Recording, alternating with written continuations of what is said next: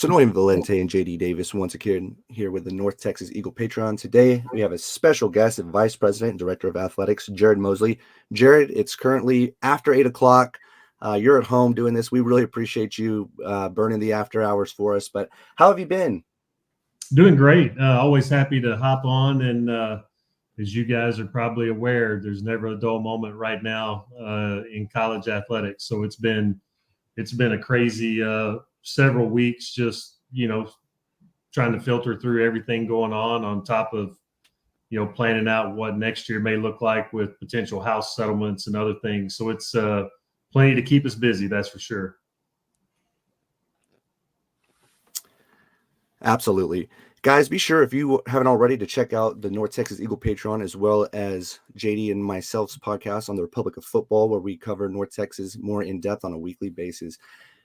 Jared, obviously the current climate of college football, it's pretty nuts, and there's a lot of people getting out of the business. But what excites you about your job on a day-to-day basis, and what are your plans for the next foreseeable future for North Texas athletics?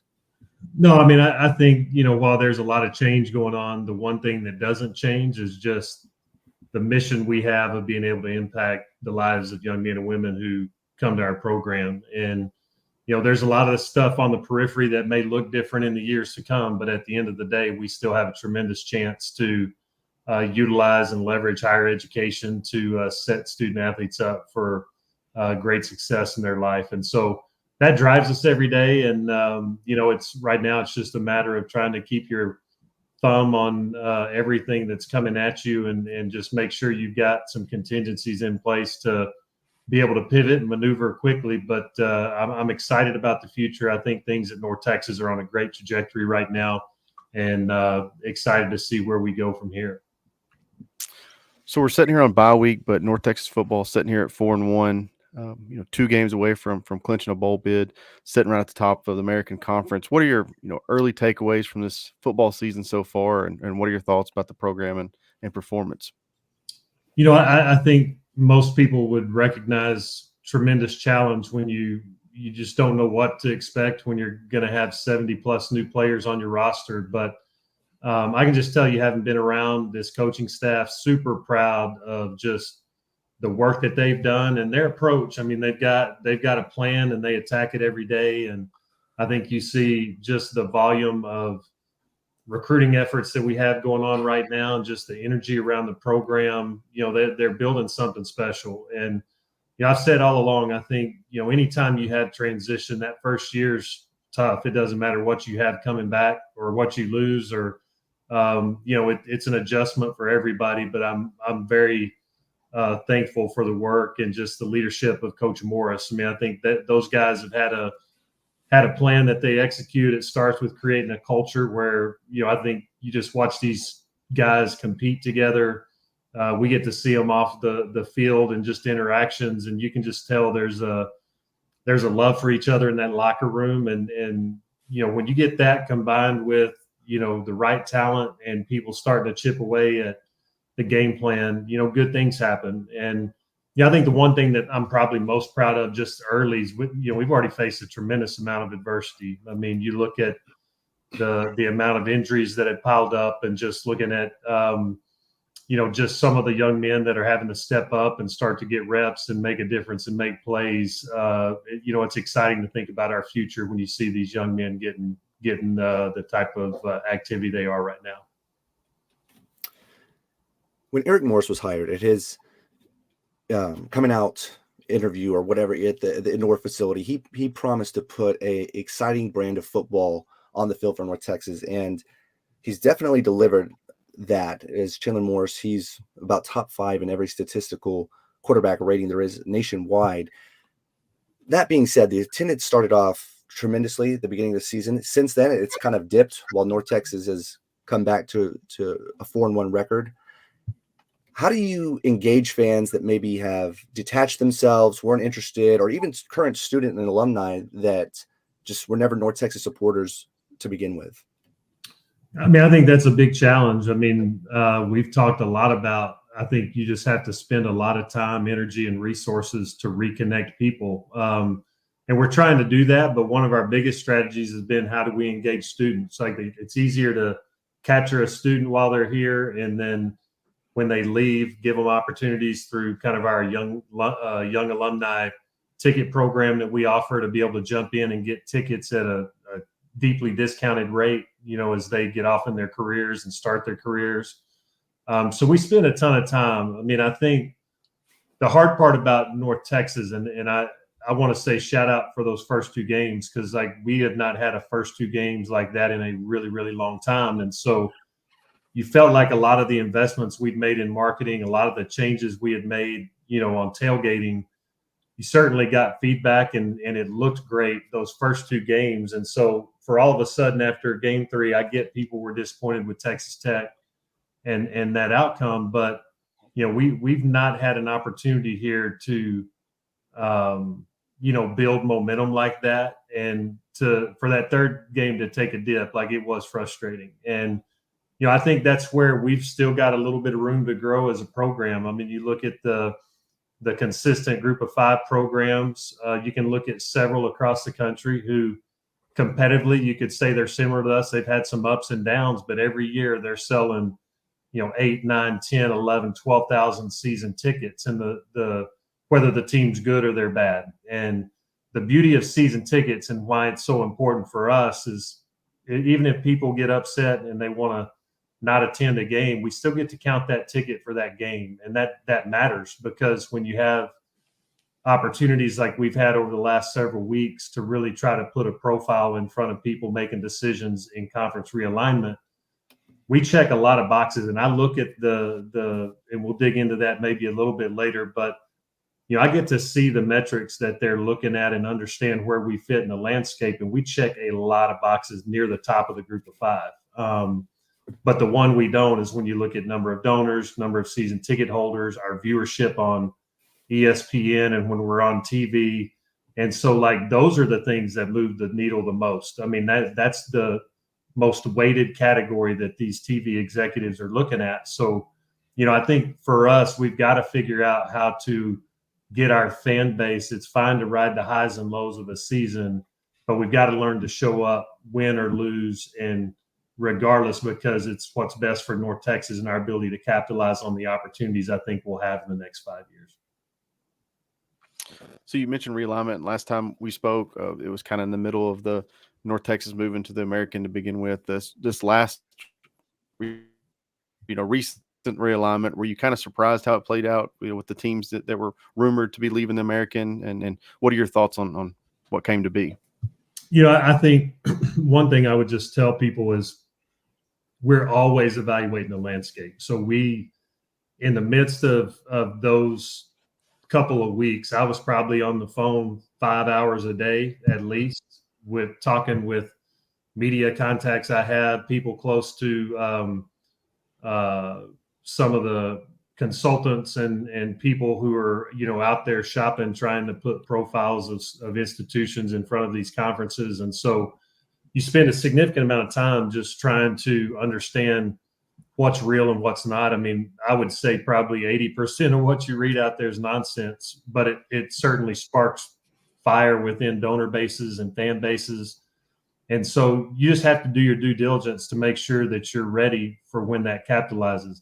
I would say the one thing for North Texas, and this was very early, I got a sense when we were talking to different folks, whatever proposition the Pac-12 and the Mountain West at the time were putting in front of schools just didn't make sense when you're looking at what TV weighs and the types of dollars they're willing to spend on institutions to add to a conference. And while they have some flexibility because they do have some resources from, the Pac-12 falling apart, I do think it's important to realize there could maybe be a small short-term gain for some of these institutions jumping there. But when you look at the American, I always felt like early on in the process, and part of why we didn't aggressively go down any path with anybody who reached out, was to just figure out. I felt like once there were really no offers truly put on the table till the very end. And I think you can read about what Memphis, what they were offered to jump. And even for Memphis, that there's not enough meat on the bone to justify moving your Olympic sports and having to travel them out west, having to play a lot of games in a time zone, to be honest, that don't do anything for us in recruiting Texas and trying to grow our fan base here. And certainly when you look at like Memphis and South Florida further, and Tulane further out east, they're in the same boat we are. So, I was confident fairly early that we would land where it did, and excited about it, because I do think the commitment of institutions to anchor down with the American. I think Commissioner Pernetti's doing a great job of really starting to put the pieces together. But before you can start chasing a lot of these ideas you've got to have something that people are willing to say is going to be here 5 years from now, or 6 years from now, or 7 years from now. And so I think, those conversations certainly played out, and feel like we're in a really good place as a conference, and we got to continue to elevate our program to the top of the American, and we'll see what happens from there. That was my next question. Was I know Commissioner Pernetti was in Denton a couple weeks ago. What are your early impressions of the new AAC commissioner, and do you think he has a good plan, going forward to kind of keep this American Conference intact? Because to me, this American Conference has been the top, Group of 5 school or conference, for the last several years. Do you think he's got the right plan moving forward to keep it together? No, I mean, I think he does. And I'll be honest, I credit his leadership just walking through these last couple of weeks. I mean, he's overly communicative with us. He, his background, he's been an AD, and he went through a major conference realignment when he was an AD. So like he understands from the chair of athletic directors. He's been through it with a president. So he kind of understands where our presidents come from. And his background in TV and, private equity and at ING, like he's touched a lot of the things that are going to be integral for, the American to capitalize on in the next round of, our media package. And so I think he's got a great vision, a great plan. And again, just thankful we've got a little bit of runway here for him to start to chase some of these things out that'll hopefully, elevate us and continue to move us and give us some separation amongst the Group of 5. The department recently hired Steve Kessler as NIL GM. How does his background play a role in what he's doing currently, and how is he able to help the department? Steve's got an interesting background. He coached college golf at Texas. He's been a great administrator at some really incredible schools in the state of Texas, and so he understands the athletic component. He's certainly seen the NIL landscape, from the high school side of the fence. Just super connected with a lot of people across DFW, and so he's got a wealth of connections that I think, as we look to help our collectives, continue to grow and gain the resources that we're going to need to compete at the top of the American. He brings a great skill set. The other thing I really like about Steve, and if you've had a chance to meet him, I mean, he's elite with people. And to have somebody in our department who's kind of running air traffic control between the needs of our coaches, particularly, when you look at our football and basketball programs, but he's certainly trying to help all of our student athletes, access and gain opportunities. But to have somebody who can, one, go in and sit down with a coach, who can then turn around and visit with, Coach Morris, Coach Burton, Coach Hodge, and just kind of figure out what their game plan is and really where they need things to move. It's just nice to have one person that every day that's what they wake up doing, and it's not taken away from somebody else in our department who's got a list of other tasks and duties. So I'm excited about Steve jumping on board and feel like he's going to be a great asset for us. In the landscape of NIL, and we see what Memphis is able to accomplish, but do you feel like North Texas is poised for success in the NIL sphere? I do. I mean, I think it's, we're going to have to chip away at it. I mean, we don't have one of the things we talked about when I took the job was our need to grow our donor base. And, we're still we finally crossed 2,000 donors to the program this last year, which is the first time we've ever crossed 2,000 donors. And so we've got to quickly elevate that. But I do feel like given the engagement we've had historically, I feel like both of our collectives have done a fantastic job of being able to get some new blood and some new energy and new business relationships tied into supporting our student athletes. And so I do feel like we can get there, but it is an area, though, when you look at the gap, we still have a long way to go, but I'm excited about just some of the initiatives and things that both these groups are working on to help us keep gaining some traction and closing that gap with the rest of the schools on top of the American. So I know your basketball background. We saw the reigning American Conference champs. Women's basketball schedule came out this last week. Do you know when we can expect to see possibly the men's basketball schedule released? And if so, do you have any games in particular that you've got kind of marked on your calendar that you're really excited about? Yeah, I think we'll hopefully be able to announce the men's schedule soon. I know everybody gets a little frustrated and anxious this time of year, but I will say this: Coach Hodge and his staff work really hard.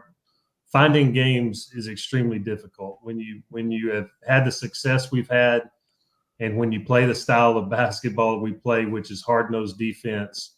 You don't get a lot of people willing to go play you here at home, and so they've got to get creative, and they've been working hard. So I think we're close. But I think for both programs, I'm excited for the season. I mean, you look at the competitive nature, of the top, probably the top half of the league. Like there's going to be some great basketball played. I mean, you look at the amount of talent that the teams at the top have been able to plug holes with, and I'm excited about our roster. I really think both of our teams are going to have a little more depth when you look at them from top to bottom, and anxious to see how our coaches, attack this season, but really excited for them to get kicked off here in the next month.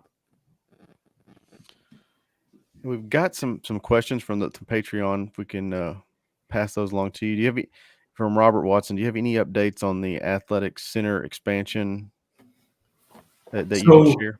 Yeah. So, the athletic center expansion, we've made a decision partly because our need to fulfill NIL. Like we've got to have donors contributing to that, and we've got to continue to grow our Mean Green Scholarship Fund. And so we felt the right thing to do is to tackle this project in phases. So we have got approval to begin the design work on phase one, which is primarily the new weight room and then renovation of the existing spaces in our current athletic center.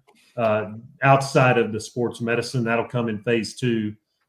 And so hopefully we're plugging away with having a lot of people step up to make commitments. I feel like we've got a couple of people on the periphery that if they can come through, we should be at a place that by the time we get through with design work, hopefully we've got the funding in place to be able to get that started as soon as possible.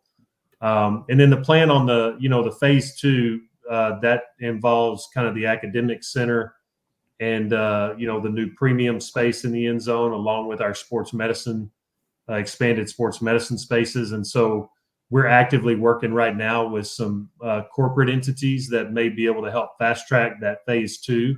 So again, we're trying to move both of them right now, but we really want to tackle phase one and get that knocked out as soon as possible instead of waiting for the entire project to be funded. So I do feel like we're making good progress, and hopefully in the coming months, we'll be able to close the phase one funding round.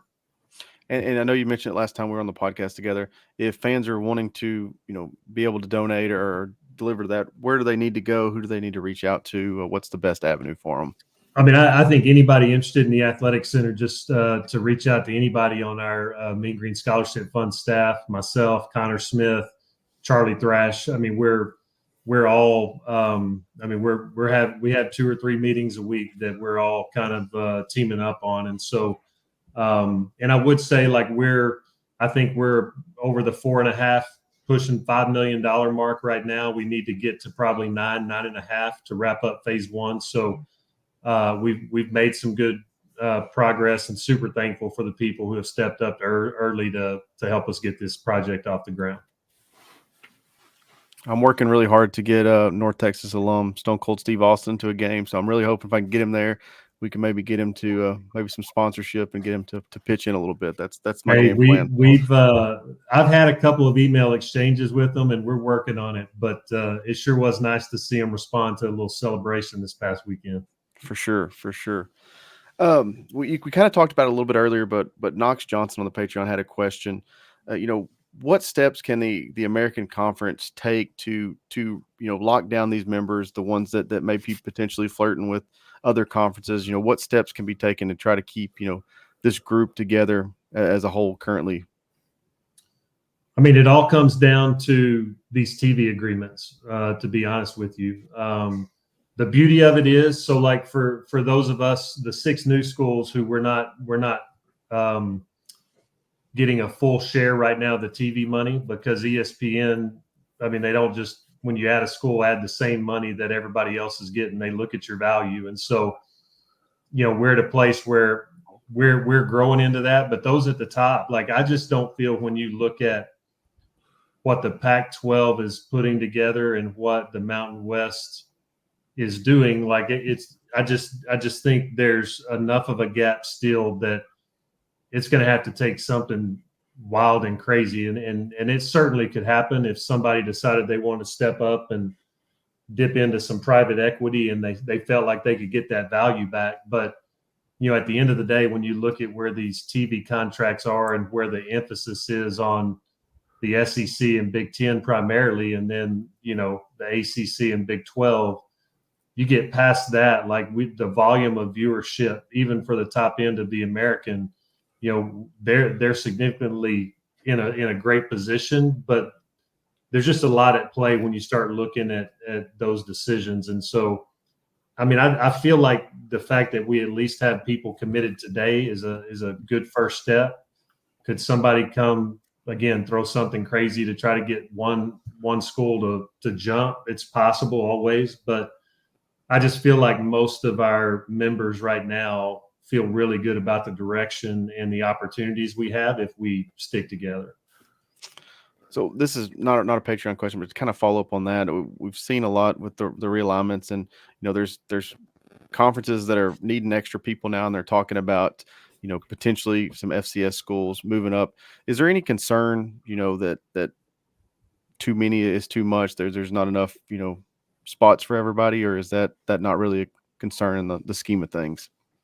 I mean, I think institutions have to make decisions on what fits their school. I mean, and their aspirations. I do think in a landscape where you look at how CFP dollars are being distributed now, like I don't see the addition of more schools means you're going to get more CFP money. I mean, the SEC and Big Ten have made it clear they're going to try to, squeeze as much of that as they can, and whatever's left, the rest get to kind of figure out. But so I don't know that it necessarily makes it any worse or better, but I do think you're starting to see some schools think a little bit more about geography, certainly in some of the non-power conferences, just because I think so much of what we do is just different for football and basketball. But when you start trying to look at the impact on student athletes and your Olympic sports that don't get to charter flights, that don't get to just drop into an area and they're having to wait in airports and they're having to still bus to venues, like all that's taxing, and it really chips away at what we want to do with our student athletes from a quality of life, but also in their ability to have quality pursuit of the academic goals they have. And so I think you're starting to see people really weigh that, because you add all this stuff going on, plus the opportunities we're going to have now to revenue share. There's just not an endless bucket of dollars to keep throwing at everything that's coming at us. And so you've got to pick and choose where you can really benefit your student athletes the most and what gives you the most flexibility. College game day this week is going to be, I think, in Berkeley, and it still blows my mind that Cal and Miami as a conference game. I mean, you got Miami, Florida, and Berkeley, California in the same conference. Just doesn't seem like that's the way it should be.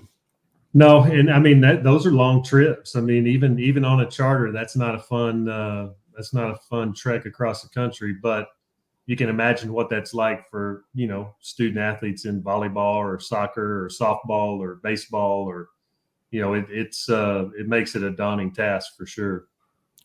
So the last question from the Patreon is just what steps, as far as UNT athletics goes, to ensure that the American Conference stays the best G5, that North Texas stays there, or potentially eventually have an opportunity to move up to a P4 conference. What are the key steps to make sure that's accomplished? I mean, I think that you can worry about so many things when those opportunities present, but it really comes down to and it's why there's a little bit of a sense of urgency on this engagement piece, because I mean, I've looked at in the last couple of days just where we stack up in all these metrics that they look at, and the things that we can control, we've got to focus on. And so, and that's, everybody can look to us to try to figure that out, but it's also going to take a little bit of, I don't want to say pride in the institution, but you almost need people to have just a want and a desire for North Texas to be as good as it can be, that they're willing to say, okay, win or lose, we're gonna plant our flag somewhere, whether that's NIL support, athletic center expansion, buying season tickets. Like, one of the biggest things we could do right now is, if you live out of town, just buy one season ticket, whether you go or not. Like, buy a season ticket. It counts. It shows up in the numbers. It's the stuff we get to report that these TV executives look at when they look at engagement. I also tell people, when you look at an alumni base of 300,000+ people, at a minimum, if you're not going to come to the game, just turn the TV on or turn your computer on to where those metrics are adding up every time that we're on, that there's an army of people that say we are interested in North Texas. And we've got to keep pushing the envelope on that, because the reality is, we can wake up, if we can't move the needle significantly in the next 5 years, we can be winning championships. We can be in the best market, one of the top 5 markets in the entire country. They view our alumni base, it rates in the 3rd or 4th hole when you look at just what they're looking at when they look at household incomes and disposable incomes. And because of the volume of people we have, we stack up great in everything. But at the end of the day, if you don't have the viewership, they're not going to pay you the money or want you to be in the conference. And so that's really the crux of where a lot of us are at right now in the group of 5, is how quickly can you move that needle, because it's really the only one that matters. Winning always matters, but we're going to try to do our part to ensure that happens. But we've got to get the engagement to a different level so we can capitalize next time somebody's knocking at the door. Well, Jared, I thank you for jumping on and answering our questions. I know the North Texas fans will be excited to hear. Before I let you go, since you are the pit boss also of North Texas, have you had a chance to grill anything or smoke anything here lately that I really haven't. I mean, I think the last thing I threw on, I think I did 3 or 4 things. I threw some poppers on, some brisket on, and we may have had some smoked queso that day. But once the fall starts, the weekends to enjoy that by the pool go by the wayside. So I look forward to being able to pick it back up again. The pit boss retires in the fall? I understand. Well, Jared, thanks for jumping on, man. We enjoyed the time and appreciate it, and best of luck the rest of this fall. I appreciate you guys, and as always, y'all do a great job covering us, and just happy to be able, anytime y'all need us to hop on. We love the opportunity. Thank you, Jared. As always, go Mean Green. Go Mean Green. Go Mean Green.